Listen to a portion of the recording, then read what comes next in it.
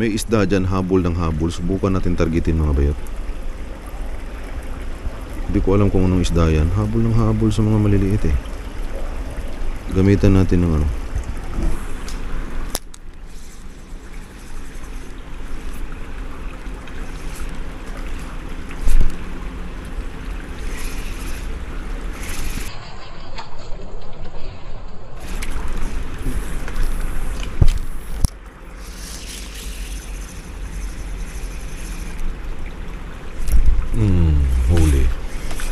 Huli ka.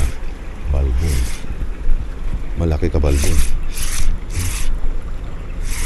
Ay, mon pala. Arusay. Sumabit pa. Shush, mitig na.